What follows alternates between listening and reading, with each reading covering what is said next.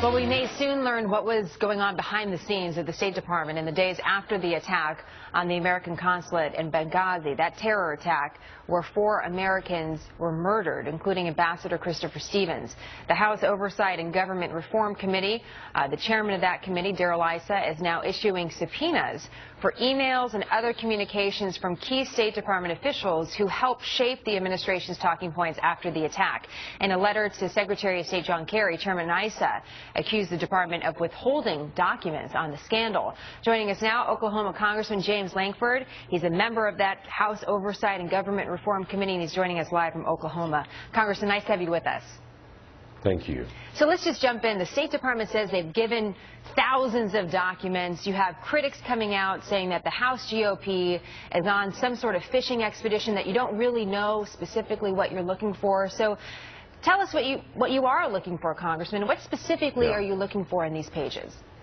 The largest issue is how do we prevent this from happening again, and how do we put processes in place to prevent this. This specific set of subpoenas deals with some of the talking points. Victoria Nuland, in some of her documents, said the people in her building didn't want some of these talking points out and didn't want to make some changes to things. Well, then all the documents excuse me, that were by the administration don't actually reference all the people in her building up the food chain from her. They dumped a bunch of documents that were not relevant to actually what everyone was looking for. So this is no different than a normal legal proceeding when you say we need the documents and they send over the documents that help them, but not the documents that give the full story. We just want to get the full story. All we really want is the facts to come out.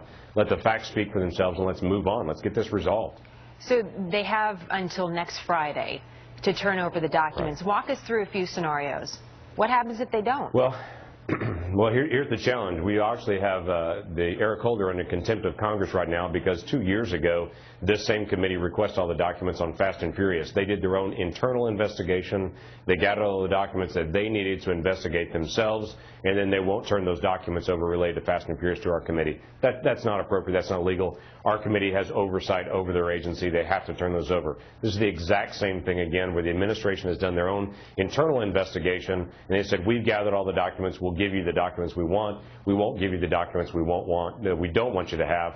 They just need to turn everything over. The administration is making this harder by continuing to drag it out month after month and then just trickling documents out. They keep this story going. They can get this resolved, and we can move on to the other issues at hand if they would just turn over the documents that are relevant and let them go. Well, you mentioned holding the Attorney General in contempt. Would you consider doing the same for top officials, including the Secretary of State, if they indeed do not turn over the documents? Right now, we just subpoenaed the documents. We assume they're going to turn those documents over, and we'll keep moving from there. We've asked for those documents. They haven't turned them over. We're now subpoenaing those documents. We expect them to turn it over. We have to be able to learn from this and to move on. In 1998, when the bombings occurred in Kenya and in Tanzania, the State Department put in specific criteria to say, okay, here's how we protect our foreign dignitaries on the field. Those criteria were not fulfilled in Benghazi, were not even done in Tripoli. The facility and in Benghazi didn't meet the minimum standards that we were supposed to have learned from in 1998 when our embassies were attacked. If we don't actually learn all the facts and get everything done, we're going to repeat this cycle all over again. Well, so we have to get all the facts on the table. You're talking a lot about accountability, and that's something that a lot of our Fox News correspondents have looked into when it comes to this case. In fact, we had some exclusive reporting that the White House, the government, knows who murdered our people in Benghazi, but for some reason is not going after them. Based on not wanting to repeat this again and trying to do the best to prevent any sort of attack that even resembles this remotely, how do you think this next step by your committee is actually helping to bring those very individuals to justice?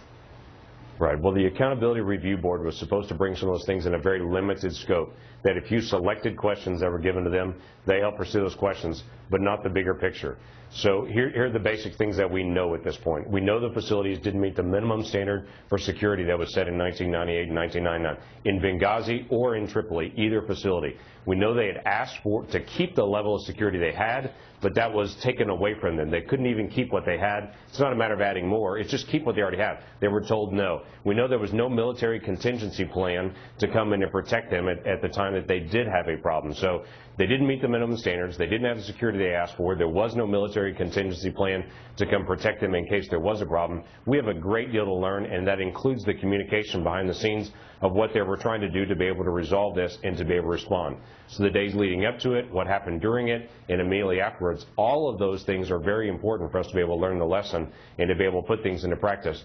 We have great people serving all over the world that are serving the United States and representing us well. We owe them and their families the most basic thing, the appropriate level of security for the position that they're in. That was not done in this case in Libya. It needs to be done for all of our other personnel. Well, Congressman, we look forward to following up with you once you get a look at these documents, if that indeed does happen. Again, by next Friday, that's what we're looking for. That's the request for the subpoena. Right. We appreciate you joining us while you're in your home state, and look forward to talking to you in Washington, sir. Thank you. Thank you. Well, the pop star